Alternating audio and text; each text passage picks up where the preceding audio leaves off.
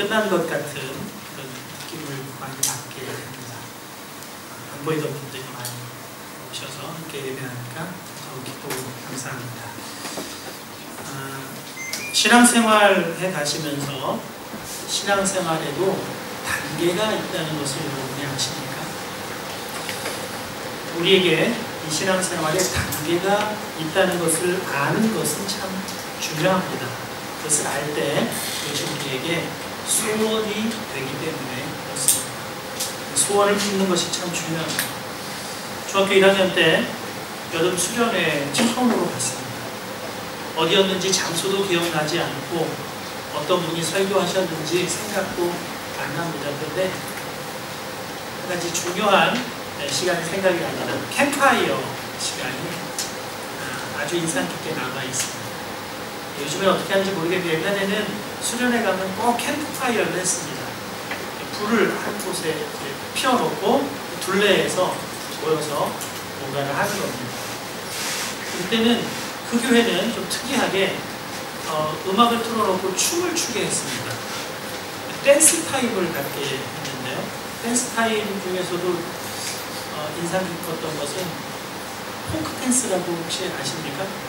남녀가 손을 잡고 이렇게 몇 가지 동작을 하고 또 이제 옆으로 가고 또 새로운 짝하고 만나서 이렇게 몇 가지 동작을 하고 내가 이렇게 평소에 마음에 두고 있던 자매를 이렇게 다가오면 우리 마음이 설레어지고 기대가 되죠.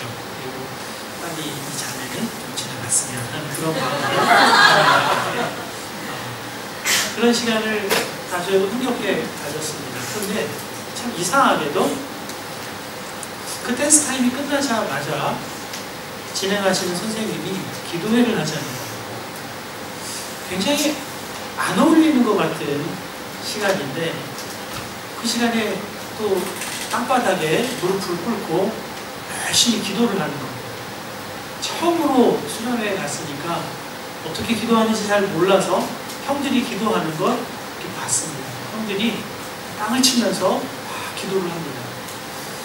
그 중에서도 다른 형들, 누나들은 기도가 다 끝났는데도 계속해서 기도하는 형이 있었습니다. 눈물을 흘리면서 이상한 소리를 내면서 기도를 했습니다. 그때까지 한 번도 들어보지 못했던 소리, 중국어 같은 그런 소리로 계속 기도하는 겁니다. 나중에 알게 됐죠. 이게 방언이라는 것을 그때 나중에 알게 됐는데 다 그 형이 기도가 끝나야 기도회가 끝나는 그런 분위기였습니다. 다 끝나고 그 형에게 가서 물어봤습니다. 어떻게 하면 형처럼 그렇게 길게 열심히 기도할 수 있게 되는 건가요? 이 형이 저를 아주 사랑스러운 눈빛으로 바라보면서 은혜를 받으면 이렇게 돼. 그렇게 얘기를 해줬습니다. 은혜를 받으면 그런 이상한 말로 기도하는 것도 가능한가요? 은혜를 받으면 이 방언으로 기도하게 되고 방언으로 기도하면 몇 시간이 지나는 줄도 모르고 그렇게 기도에 깊게 빠질 수가 있다고 설명해 주었습니다. 그 이야기를 듣고 제 마음에 그것이 소원이 되었습니다. 나도 기도를 길게 깊이 하는 사람이 되었으면 하는 그런 소원을 갖게 됐습니다. 여러분, 소원이라는 것이 가능성이 많을 때 소원인가요? 가능성이 많은 건 소원으로 생각 안 합니다. 내가 노력하면 되니까. 가능성이 별로 없어 보이니까 그게 소원이에요. 그걸 소원으로 제가 품었습니다. 고등학교 2학년 겨울에 하나님의 은혜를 깊게 체험했습니다. 그리고 방언으로 기도하는 게 시작이 됐어요. 정말 3시간, 4시간 몸이 땀으로 흥건하게 젖도록 기도해도 그 기도가 지루하지 않았고 그 기도가 너무나 깊게 들어가는 것이 너무나 기뻤습니다. 방언으로 기도하는 것은 물론이었습니다. 저는 잊어버렸어요. 중학교 1학년 때 그것이 소원으로 품어졌는데 그리고 저는 잊어버렸지만 하나님은 그 소원이 저에게 이루어지도록 하나님을 믿지 않고 계셨다는 것을 그때 알았습니다. 빌립보서 2장 13절이 그것을 말씀해 줍니다. 그러므로 나의 사랑하는 자들아, 너희가 나 있을 때뿐 아니라 더욱 지금 나 없을 때에도 항상 복종하여 두렵고 떨림으로 너희 구원을 이루라. 너희 안에서 행하시는 이는 하나님이시니 자기의 기쁘신 뜻을 위하여 너희에게 소원을 두고 행하게 하시나니. 하나님께서 하나님의 뜻을 이루게 하시려고 우리 속에 소원을 두고 이루어 가신다. 이렇게 말씀하고 있는 겁니다. 근데 제가 읽어드린 이 성경 말씀에서 여러분이 좀 낯설게 느껴지는 그런 문장은 혹시 없으십니까? 너희 구원을 이루라. 구원은 받는 거잖아요. 하나님의 은혜로 구원은 받는 거잖아요. 그런데 구원을 이루라. 그렇게 말씀하시는 게 이게 영 어색하고 낯설게 생각이 됩니다. 오직 은혜로 구원을 받는 거죠. 은혜는 보상이 아닙니다. 대가가 아닙니다. 자격이 없습니다. 은혜는 그냥 하나님이 정하셔서 주시면 받는 것이 은혜입니다. 구원은 받는 거예요. 주체는 하나님이십니다. 내가 뭘 해서 은혜를 받고 구원을 받는 게 아닙니다. 잘 믿어야 된다고요? 믿음은 은혜를 받으면 그 은혜에 의해서 생겨나는 거예요. 그리고 그 은혜를 내 것으로 인정하는 겁니다. 그게 믿음이에요. 그런데 구원을 이루어가라. 그렇게 말씀합니다. 이상해요. 받는 게 아니라 구원을 이루라.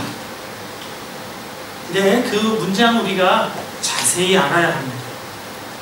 자기의 기쁘신 뜻을 위하여 너에게 소원을 두고 행하게 하시는 것. 하나님이 우리 안에서 이 구원을 소원을 두고 이루어 가시는 것. 하나님이 이루어 가신다는 것. 사람 편에서 보면 구원은 받는 것, 구원을 이루어가는 것 달라 보이지만 하나님 편에서 보면 같아요. 하나님이 은혜를 주시고 그 은혜 가운데 사람의 마음에 소원을 두고 하나님이 그 소원을 이루어 가신다는 것. 그래서 구원도 이루어 가는 것. 신앙생활에도 단계가 있다는 것을 아는 것이 중요한 것은 바로 이것 때문입니다. 소원으로 품어야 돼요.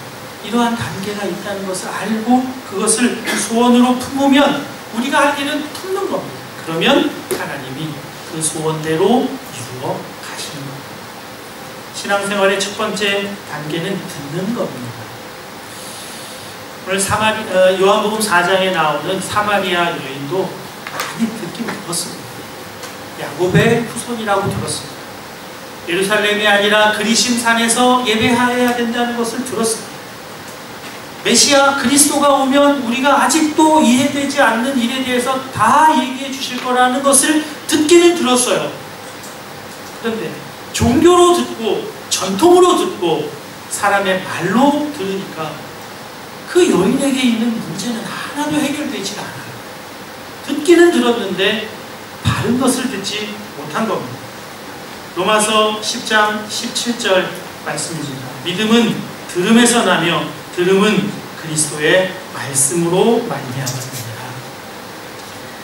들으면 믿음이 생겨요. 여러분 세상 소리도 많이 들으면, 세상의 이야기를 계속 들으면 정말 세상이 말하는 게 맞는 것처럼 믿어집니다. 세상의 이야기를 들으니까 그 이야기를 믿어요. 들어도 바른 것을 들어야 합니다. 믿음은 들음에서 나는데 들음은 그리스도의 말씀, 그것을 들어야 그리스도에 대한 믿음이 생겨난다는 겁니다.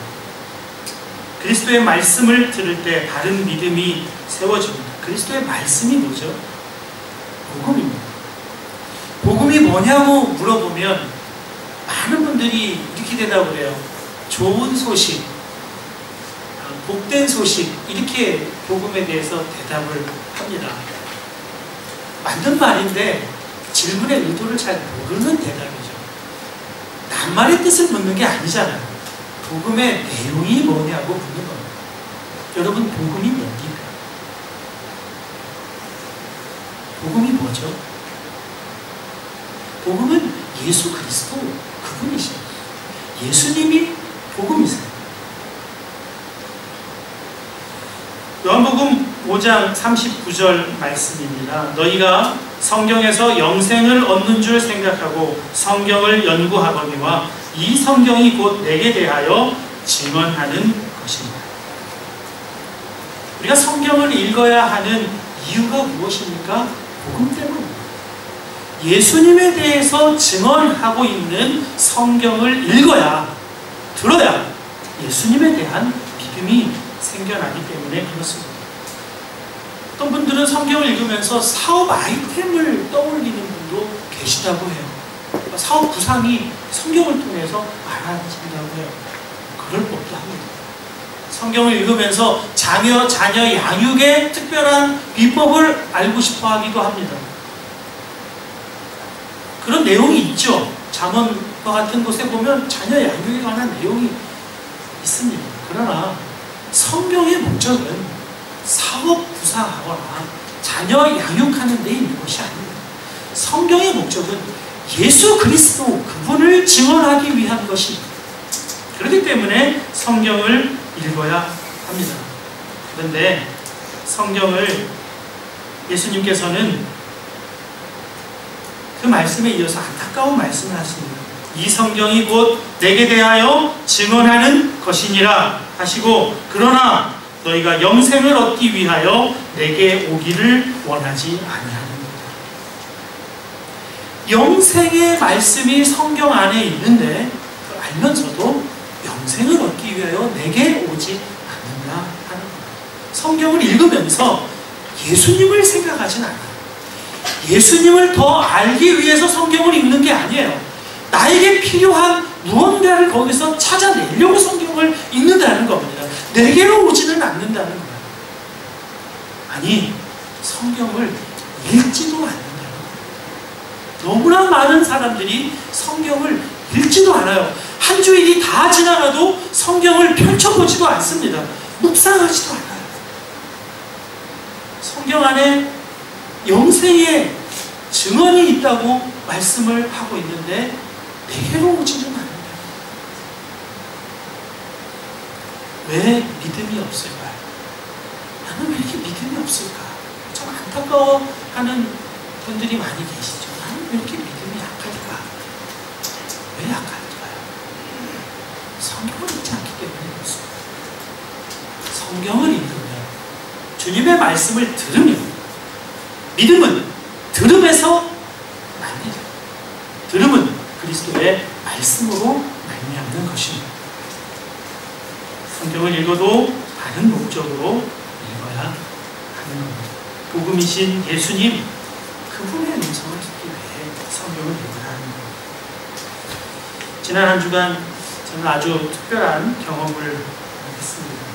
여러분이 휴가를 허락해 주셔서 돌로미티라고 하는 지역으로 며칠 시간을 보내고 왔는데요. 2012년 여름에도 돌로미티를 가긴 갔었습니다. 그때 이제 이태리 양궁 감독이신 석동원 집사님이랑 같이 이렇게 갔는데, 그때는 무슨 훈련을 받고 온 것 같았어요. 훈련 코스로만 저희들을 데리고 가셔서 친절한 안내보다는 자 오세요. 그리고 자 가면 꼭 살아남기 위해서 그 돌로미티를 3박 4일 헤매고 그런 기억이 좀 강하게 남아있습니다. 이번에는 좀 제대로 경험하고 싶은 마음이 있었습니다. 집사님 두 분이 비슷한 지역의 곳을 소개해 주셨어요. 점심 식사하면서 바라보는 그 광경이 아주 대단하다는 거예요. 거기에 이제 찾아갔습니다. 정말 푸른 초원이 넓게 펼쳐져 있는 곳에 거대한 암석 바위는, 바위라고 표현할 수 없죠. 산이에요. 산인데 암석 바위.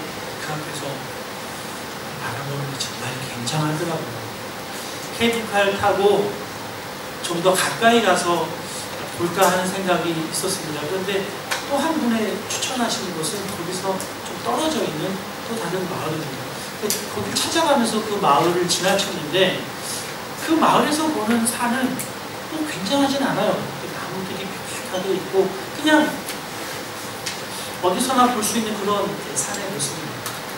그래서 그냥 여기로 올라갈까 하다가 그래도 추천을 해주신 이유가 있겠지. 그리고 이제 그 마을에서 케이블카를 타고 올라갔습니다. 정말 안 올라왔으면 후회할 뻔했다. 이런 정말 올라가서 본 그 광경은 정말 말로 표현할 수가 없습니다. 거대한 암석 산들이 병풍처럼 둘러쳐져 있고 그 앞에는 토스카나 언덕, 저는 자세히 보진 않았지만 토스카나 언덕과 같은 그런 구름지대들이 파란색 잔디와 함께 펼쳐져 있는 게 정말 굉장했습니다. 장관이었습니다. 여러분들 돌로미티에 대해서 많이 들어보긴 하셨죠? 그리고 듣는 것과 가서 만나는 것 사이에는 틀리진 않아요. 인터넷의 사진하고 똑같아요. 그런데 그렇게 사진으로 보는 것, 사람에게 듣는 것과 가서 직접 만나보는 것은 완전히 달라요. 틀리진 않지만 다르다는 것을 알 수가 있어요. 신앙생활에도 듣는 단계가 있다면 만남의 단계가 있습니다. 예수님에 관해 듣기만 해도 믿음이 생겨요. 그러나 만나면 듣는 것과는 완전히 다른 놀라운 경험이 있어요. 예수님 용서해 주신다고 듣기는 했어요. 용서해 주시는 분 참 감사하죠. 그러나 예수님이 정말 내 귀에 대고 내가 너를 용서한다고 말씀해 주시는 그분을 만난다면, 그분을 경험한다면 그건 놀라운 일이에요. 기도하면 응답된다고 들었어요. 그래서 기도도 해볼까 하는 생각도 있었습니다. 그러나 정말 기도했는데 기도한 대로 응답이 와요. 응답의 경험이 있어요. 그건 다른 겁니다. 기도하면 좋다는 걸 아는 것과는, 그 들은 것과는 다른 거예요. 만남은 경험입니다. 경험하는 것은 정말 우리를 놀라운 삶으로 나아가게 해요. 만남의 단계가 있습니다. 사마리아 여인이 들었어요. 메시아 곧 그리스도라 하는 이가 오실 줄을 아오니 그가 오시면 모든 것을 우리에게 알려주시리이다. 그렇게 들었어요. 그런데 그 여인이 만나서 대화했던 이분이 바로 메시아라고 하는 것에 눈이 뜨이니까 보니까 사람이 완전히 달라져요. 어떻게 달라집니까? 오늘 본문 28절, 29절입니다. 여자가 물동이를 버려두고 동네에 들어가서 사람들에게 이르되 내가 행한 모든 일을 내게 말한 사람을 와서 보라. 이는 그리스도가 아니냐. 여러분, 물을 길러 갔어요. 그런데 물동이를 두고 와요. 이해할 수 있습니까? 이 여인이 왜 한낮에 그 유대 땅, 그 뼈아뼈치 내려져 있는 그 시간에 왜 우물가로 갔습니까? 사람 만나기 싫어서예요. 그 우물가에 다른 여인들이 오면 만나고 그 여인들이 바라보는 시선이 너무 싫어서, 그 여인들이 뒤에서 수근수근하는 그 말이 듣기 싫어서, 그 말 들으면 또 마음에 너무 상처가 되니까, 아프니까 그 뼈아뼈 속에 물을 길러 갔어요. 그런데 예수님을 만나고 어떻게 됐어요? 물동이를 버려두고 자기에 대해서, 자기의 옛날에 행했던 일들에 대해서 말하는 그 사람들에게 갑니다.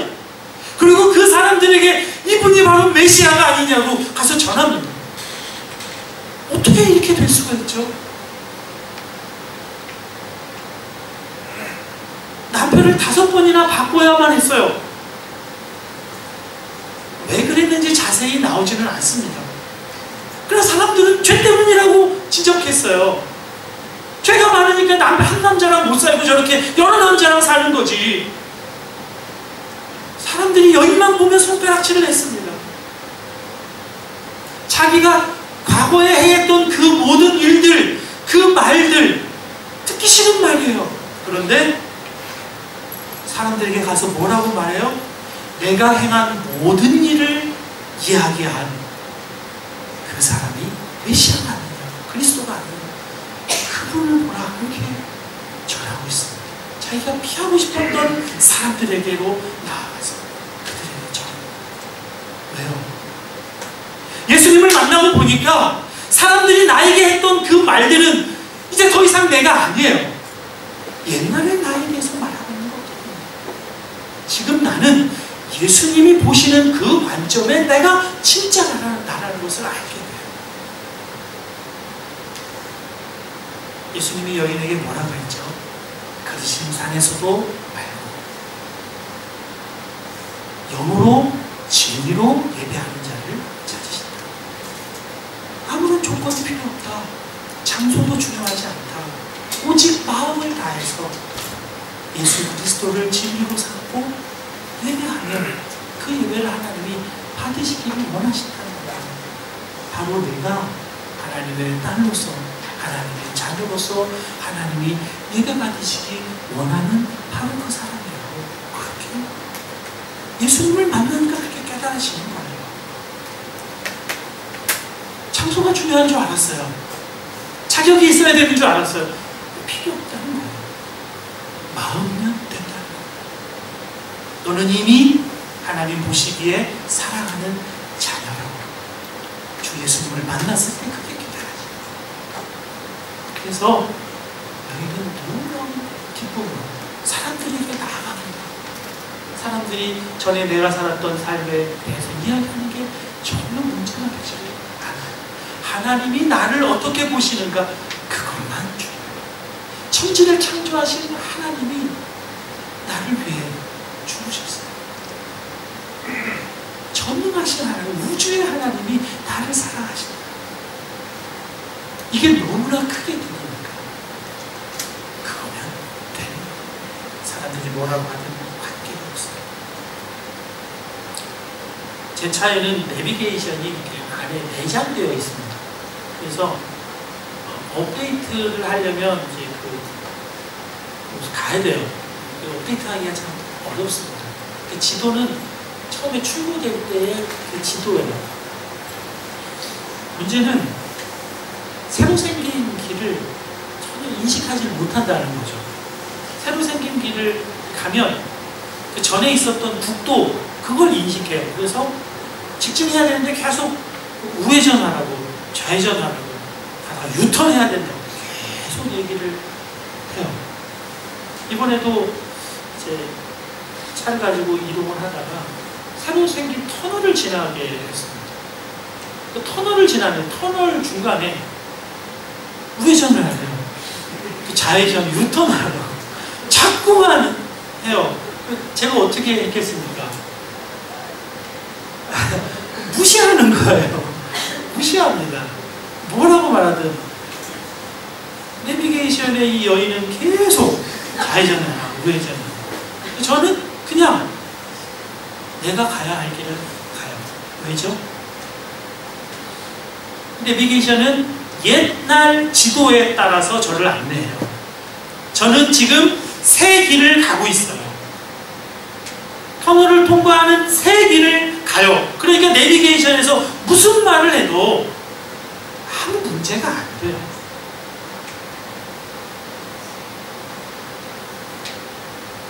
고린도후서 5장 17절입니다. 그런즉 그리스도 안에 있으면 새로운 피조물이라, 이전 것은 지나갔으니 보라 새 것이 되었도다. 예수님을 만나면 새로운 피조물이라고 하는 것에 문득이 새 길을 가고 있어요. 이미 세상은 옛 길에 대해서 이야기를 하죠.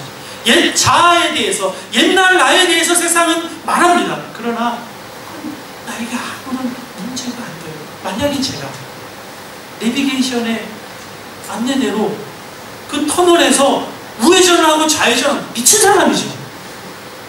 나는 알잖아요. 이게 새 길이라는 것. 내비게이션은 모른다는 것. 나는 알아요. 그러니까 새 길을 힘차게 달려가요. 새 사람의 길을 가는 겁니다. 주님을 만나면 완전히 다른 다른 삶이 시작이 되는 겁니다. 열리는 겁니다. 1만 달란트 빚진 자가 그 빚을 다 탕감받았습니다. 여러분 1만 달란트 어마어마한 돈이에요. 이건 한 사람이 평생을 일해도 전혀 갚을 수가 없고 재산을 다 팔고 아내와 자식을 다 팔아도 해결할 수 없는 빚입니다. 그 빚이 왕의 말 한마디로 다 탕감이 됐어요. 그 엄청난 무거운 짐이 내려졌습니다. 얼마나 감사하겠습니까? 정말 감사했습니다. 감격했습니다. 이제는 새로운 삶으로 나아갈 수가 있게 됐어요. 왕을 만나고 나니까 이런 새로운 삶이 열렸어요. 기쁘게 나갔습니다. 그런데 길을 가다가 자기에게 200데나리온 빚진 사람을 만납니다. 그 200데나리온 빚진 사람의 목을 움켜쥐고 빚을 갚으라는 겁니다. 감옥에 쳐넣었습니다. 갚을 때까지 안 내보내니까 어떻게 된 거죠? 여러분 새로운 삶이 시작되는 그 만남도 시간이 지나면 희미해지는 겁니다. 자꾸만 잊혀지는 겁니다. 그 은혜가 자꾸만 희석됩니다. 시간을 못 견디는 겁니다. 그래서 신앙생활의 세 번째 단계가 필요합니다. 세 번째 단계는 그분 안에 거하는 것입니다. 주님은 항상 원하셨어요. 내게로 오라. 내 안에 거하라.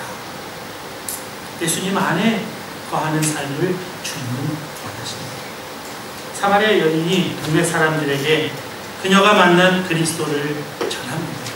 여인이 전에도 사람들이 믿었어요. 우리를 피하기만 했고 우리를 만나기 싫어했던 저 사람이 어떻게 우리에게로 와서 담대하게 그리스도를 전하는가? 충격을 받았겠죠. 그리고 믿음이 생겼다고 했습니다. 그런데 그 사람들이 예수님을 직접 만납니다. 요한복음 4장 39절에서 42절입니다. 여자의 말이 내가 행한 모든 것을 그가 내게 말하였다 증언하므로 그 동네 중에 많은 사마리아인이 예수를 믿은지라. 사마리아인들이 예수께 와서 자기들과 함께 유하시기를 청하니 거기서 이틀을 유하심에 예수의 말씀으로 말미암아 믿는 자가 더욱 많아. 이렇게 말씀합니다. 예수님을 만나니까 그분과 함께 있기를 소원하게 됩니다. 예수님과 함께 거하니까 사마리아인들이 예수님을 더욱 많이 믿고 그분을 진짜 나의 구세주로 믿게 되는 역사가 일어납니다. 사랑하는 여러분, 예수님 안에 거하는 이 세 번째 단계에 여러분 다 이르시고 그 안에서 믿음의 삶을 넉넉하게 누리실 수 있기를 주님의 이름으로 축복합니다. 그분 안에 거하는 것에 참된 자유가 있습니다. 지속적인 자유가 있습니다. 그분 안에 거할 때 참된 만족이 있습니다. 그분 안에 거할 때 자녀의 기쁨을 계속해서 누리며 살아가게 됩니다. 제가 한 주간의 경험이 너무 특별해서 자꾸만 이야기를 하는 것을 이해해 주시기 바랍니다. 한 집사님이 아주 저렴한 레지던스를 소개해 주셨어요. 그곳에서 며칠을 지내게 됐는데요. 그 레지던스에 수영장이 있었어요. 낮에는 산행을 하고 오후 저녁 무렵에는 뭉쳐진 근육을 수영하면서 풀 수 있도록 그렇게 되어 있는 것 같았습니다. 그래서 매일 수영을 하는 참 즐거움을 누렸는데요. 눈에 띄는 것이 있었습니다. 자녀들을 데리고 온 아버지들이 자녀들에게 수영을 가르치는 모습이 그렇게 참 좋아 보이더라고요. 먼저 자기가 시범을 보이고 아이들을 붙들고 어떻게 손을 움직이는지 숨을 어떻게 쉬어야 하는지 아주 자세하게 가르쳐주는 모습이 참 좋았습니다. 근데 그 중에서도 한 아버지는 물속에 들어와 있는데 수영은 하지 않아요. 그리고 같이 데리고 온 자녀 주변에서 그냥 자녀만 바라보고 있는 거예요. 그게 좀 특별해 보여서 유심히 지켜봤습니다. 그 자녀는 집중력 장애가 있는 자녀였습니다. 몸은 청소년처럼 성장을 했는데 하는 행동은 3살, 4살 어린아이 같은 그런 행동을 하고 있었어요. 수영을 가르칠 수가 없는 거죠. 아마 아이의 치료 효과를 위해서 물에서 놀게 해주는 것이겠구나 이렇게 생각을 하면서 봤는데도 그 연약한 자녀를 물에 넣어놓고 계속해서 그 자녀의 주위를 빙빙 돌고 있는 그 아버지의 모습이 정말 인상 깊게 다가왔습니다. 그 얼굴 표정에는요 계속 은은한 미소가 계속 있었어요. 아이가 물장구를 치고 물을 튀기고 하는 그런 모습을 본인은 수영도 하지 않으면서 계속 지켜보고 있는 거예요. 그 수영장에는 규칙이 있었어요. 물을 튀기면 안 된다는 겁니다. 물을 이 아이가 심하게 장난하다가 물을 튀기게 되면 조용히 이렇게 제지를 합니다. 튀기지 말라고 이렇게 해줍니다. 그리고 또 자유롭게 놀게 그 주변을 지켜줍니다. 다른 자녀들 수영을 배우고 열심히 수영을 하는 다른 자녀들과 내 자녀가 비교가 되어서 그 고뇌에 찬 그런 얼굴 표정을 전혀 읽을 수가 없어요. 그냥 아이가 마음껏 노는 그 모습을 흐뭇한 미소, 깊은 만족을 가지고 바라보고 스바냐 3장 17절 아버지 하나님의 마음이 그 사람에게서 느껴졌습니다. 그가 너로 말미암아 기쁨을 이기지 못하시며 너를 잠잠히 사랑하시며 너로 말미암아 즐거이 부르며 기뻐하시리라. 하나님 아버지가 자녀인 여러분을 기쁨을 이기지 못하여 하시며 그 즐거움을 소리치지 않고는 견딜 수 없는 그 기쁨으로 여러분을 바라보고 있다는 거예요. 여러분이 지난 한 주간 어떻게 살았는지 하나님이 여러분에게 물으셨습니까? 꾸짖으셨습니까?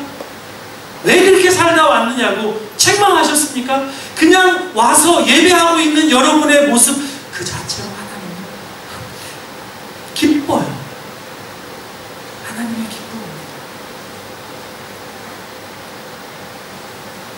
예수님 안에 거한다고 하는 것은 하나님 아버지의 그 사랑 안에 거하는 거예요. 그 자녀의 축복을 누리며 사는 겁니다. 우리 교회는 정말 축복받은 일이 많죠.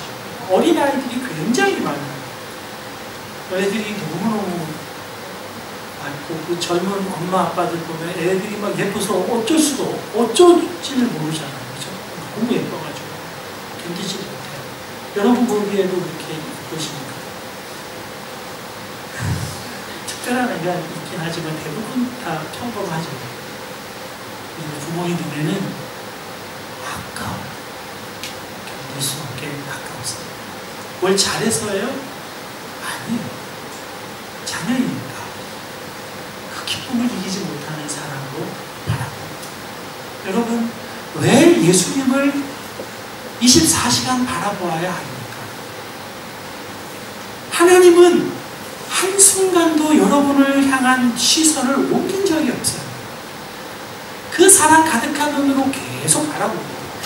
우리가 자꾸 시선을 다른 데로 두니까 불안하다, 염려가 된다, 걱정이 된다, 그렇게 사는 것이죠.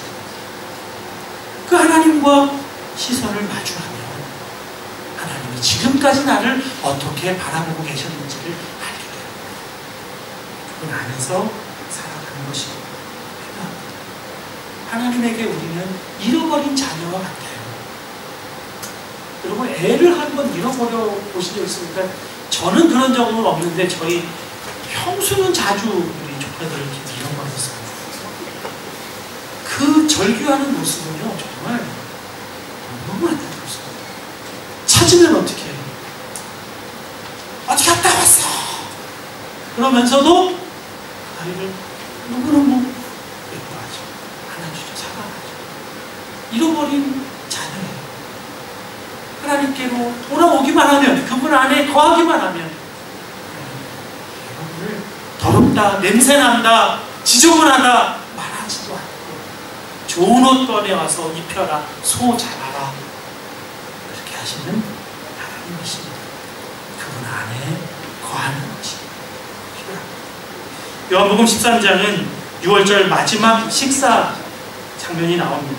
제자들의 발 씻겨주는 장면도 아름답게 그려집니다. 14장에는 예수님이 죽고 부활하신 뒤에 승천하시면 성령님이 오실 거라는 것을 예수님이 예언을 하고 계십니다. 그 다음에 15장이 나옵니다. 예수님의 유명한 포도나무 비유가 15장에 들어있죠. 나는 포도나무요, 너희는 가지다. 그러면서 4절과 5절에 이렇게 말씀합니다. 내 안에 거하라. 나도 너희 안에 거하리라. 가지가 포도나무에 붙어있지 아니하면 스스로 열매를 맺을 수 없음 같이 너희도 내 안에 있지 아니하면 그러하리라. 나는 포도나무요, 너희는 가지라. 그가 내 안에, 내가 그 안에 거하면 사람이 열매를 많이 맺나니 나를 떠나서는 너희가 아무것도 할 수 없습니다. 왜 예수님은 요한복음 13장 6월절 마지막 식사를 하시고 제자의 발을 씻으시고 성령님이 오실 거라는 예언을 하신 뒤에 내 안에 거하라고 하시는 것입니다. 십자가의 목적이 여기에 있기 때문에 그렇습니다. 십자가를 통과하면, 십자가를 지나가면 내가 주님 안에, 주님이 내 안에 거하시는 놀라운 삶이 시작된다는 것을 주님이 말씀하고 계십니다. 십자가의 목적이 바로 여기에 있습니다. 우리의 죄를 씻으시고 죄만 만들어내는 옛 자아는 십자가에서 처리하시고 이제는 예수 생명이 내 안에서 예수 생명으로 사는 삶이 시작된다는 것을 13장, 14장, 15장에 걸쳐서 말씀하고 계시는 것입니다. 성령 안에서 이 모든 일이 시작되었습니다. 사랑하는 여러분, 매일 예수님의 말씀 듣기에 힘쓰시기를 주님의 이름으로 축복합니다. 믿음은 들음에서 납니다. 듣는 것으로 만족하지 마십시오. 만나기를 소원하십시오. 그 주님 만나기를. 그리고 만난 그 주님 안에 거하여 살아가기를 소원하십시오. 그 소원이 하나님께서 여러분 삶에 이루어지게 되는, 하나님의 뜻이 이루어지게 되는 소원이 될 줄로 믿습니다. 그 소원을 하나님의 때에 반드시 이루어주실 겁니다. 여러분은 잊으셔도 하나님은 이루실 겁니다. 그때 품었던 그 소원이 오늘 이렇게 이루어질 겁니다. 감사함으로 고백하게 될 겁니다. 내게로 오라, 나의 안에 거하라 하시는 주님의 음성 순종하시기를 주님의 이름으로 축복합니다. 이제 우리 성찬의 자리로 나아가겠습니다. 함께 기도하겠습니다.